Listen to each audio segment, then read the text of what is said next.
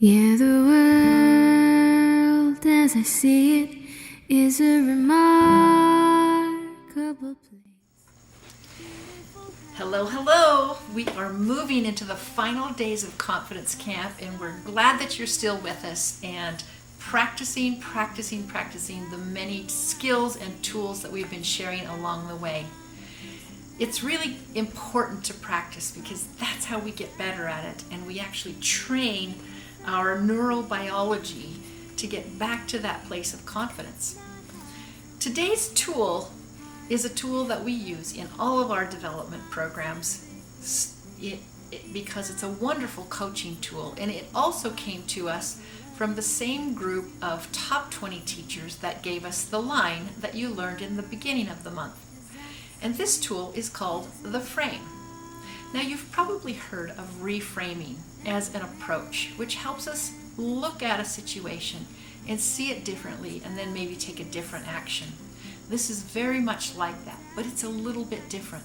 It's actually an emotional intelligence tool because it helps us look at the relationship between the way we see a situation and how we feel, how we respond, and the results that we get. So the frame really represents our worldview. We all have a worldview. The way we see the world, the way we interpret situations, the way we respond to situations, and our worldview comes from our past experiences. Those in our family, those in our education, in our cultures, and all of the many experiences we've had up to this time. And the way we see the world prompts our response to it. So this is the frame, like this, and it's how the world works.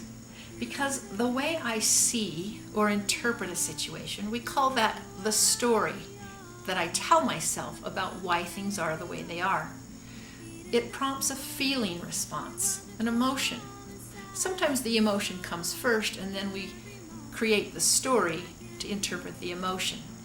How I feel then prompts an action. And an action says, I'm going to do something about this, and then I will get a result. The result that I get then either reinforces or challenges the way I see the situation.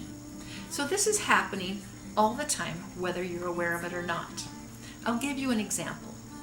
I have a neighbor who started a construction remodeling project last year, and before he started, he came around to all the neighbors and he said, I apologize in advance for the disruption that this could cause. Showed us the plans, we were all good. Yes, we understand, everybody likes to do a remodel. He said the project would take 2 to 3 months, very short, and he would do his best to minimize the disruption. It's now 11 months later, and we've had many nights of late night workers shining bright lights, using noisy equipment, playing loud music. And sometimes it gets a little frustrating, and it's not done yet.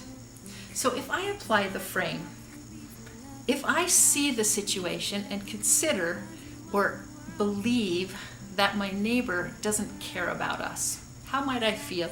I'm going to feel annoyed, frustrated. What might I do? Most of the time, not much.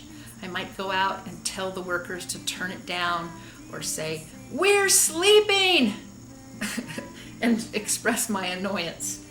What do I get? Sometimes a little bit of change, but not much. My neighbor now has provided me with his cell phone number and said, text me anytime. He travels a lot. So there have been times when I have also texted him and said, it's too much. But what do I get? Pretty much the same. Nothing really changes. We get a small change for a short amount of time. Now, if I go back to my frame, then I look at this and I say, how else might I see the situation? You see, there are 2 power corners in the frame. The way I see it and what I do about it. Most of the time we just go to a different action. When we're feeling stuck and we don't know what to do, we try something different. But if I try to see the situation differently, so maybe my neighbor has had difficulty getting contractors. A lot of people are building, and maybe it's been very difficult for him to schedule people who can work other than late at night. How might I feel? Well, I might have a little bit more empathy and compassion. What might I do?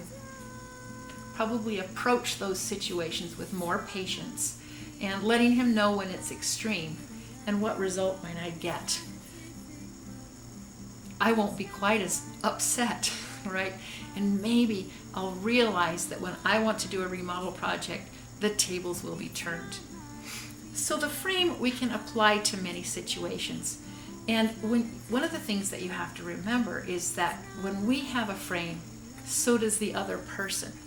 And so we have to understand what's going on in my frame versus what's going on in their frame. If you put a whole room full of people, we've got many, many frames operating together. What does this have to do with confidence? When I can be clearer about the situation, when I can see a situation more realistically, then I can respond assertively or in a more chosen way. And I'm not just in my automatic response. And I can feel more confident or be willing to take a different action. So that's the frame. It's a coaching tool, and you can use it for yourself. You can sit down and help another person who feels stuck, but it's a really great tool. And if you have any questions about it, read the description here, and it should become a lot clearer to you. Thanks for joining us today. It's so much fun being with you in Confidence Camp, and we will see you again tomorrow. And down in gravity, from a bird's eye view, I could see you were just like me.